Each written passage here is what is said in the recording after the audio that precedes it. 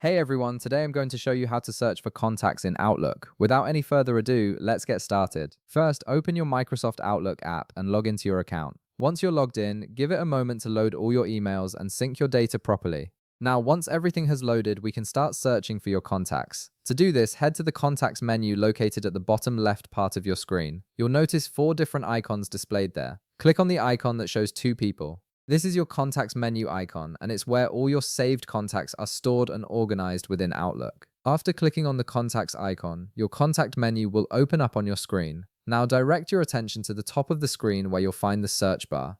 This is the tool you'll use to quickly locate any contact you need. Click on the search bar and you'll notice there's a drop-down menu next to it. By default, this drop-down is set to current folder, which limits your search to only the folder you're currently viewing. To search through all your contacts at once, click on this drop-down and select all contact items instead. This ensures that Outlook indexes and searches through every single contact you have saved, regardless of which folder they're stored in. Now that you've set the search parameters correctly, simply type in the name of the contact you're looking for into the search bar. Outlook will immediately start indexing the results and display all matching contacts from your entire contact list. This makes it incredibly easy to find anyone quickly, whether you have dozens or hundreds of saved contacts. And that's it. You've now learned how to efficiently search for contacts in Outlook by accessing your contacts menu and using the search function to scan through all your contact items. If this video helped you out, be sure to leave a like, subscribe, and I'll see you in the next one.